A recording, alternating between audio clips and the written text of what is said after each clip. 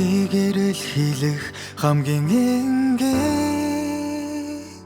хэрэгжүүлэлт бол бүх зүйлийг Бурханаас хүлээн авч бүх зүйл дээр дуулууртай дагах явдал юм. Энэ бол нэг талан, нөгөө талаар чиний үүрэг хариуцлагын тухайд илүүргэн хүрээнд хэлбэл Бурхны чамд өгсөн даалгавар болон чамд ногдуулсан зарим чухал ажлын тухайд чи үргэлж төлөх ёстой.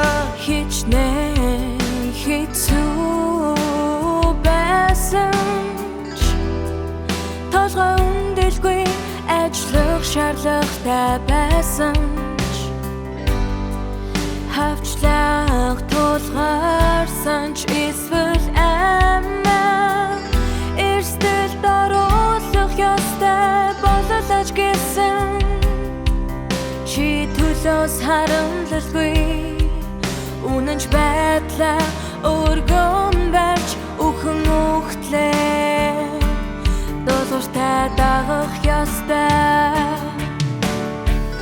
Энэ бол үнэнийг эрэл хийлэх байттай эвэр байттай зарлагдаад жинхэнэ хэрэгжүүлэлт юм. Хүмүүс үнэнийг эрэл хийлэхээр ирмэлцэн зүрх сэтгэл шидэмгий байдал итгэлтэй бол Зүрх сэтгэлд нэм хүч чадал байдаг бол тэдэнд тохиолдог юу ч хэцүү биш. Зарим хүн итгэлгүй байдаг нь санаа зоводог.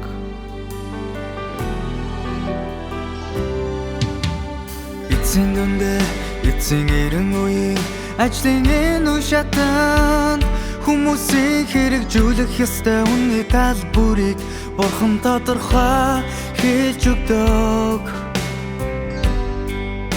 Бурхны ажлыг туулж буй одоогийн энэ цаг үед хүмүүсээр үннийг эрэлхийлүүлэн гэдэг нь тэдэнд хүндрэл учруулж байгаа хэрэг биш. Харин чинэн тэдний хүрч чадах зүйл юм. Нэг талаар Бурхны энэ шаардлага туйлын тохиромжтой, нөгөө талаар хүмүүст үнэнийг эрэл хийлэх хангалттай нөхцөл, хангалттай сүр бий. хэрэг хүн эцэстэн үнэнийг олж авч чадахгүй хэвээр байвал энэ нь түүний асуудал хэтэрхий ноцтой гос болдог. Тийм хүн ямар ч шийтгэл амарсан, ямар ч төгсгөлтэй учирсан, ямар ч өхөлтэй тулгарсан зохистой тэднийг өрөвдөг хэрэггүй.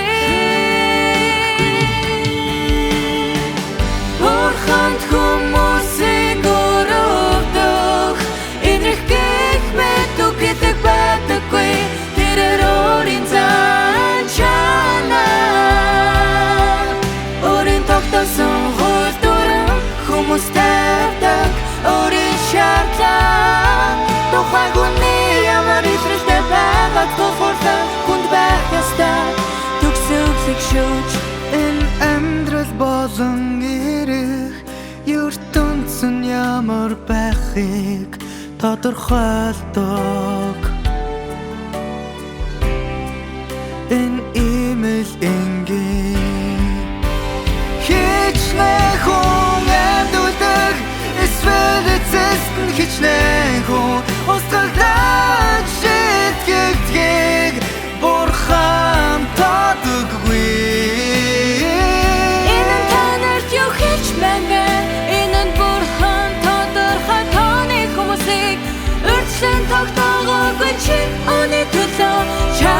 болно гэдгийг та нарт хэлж байна.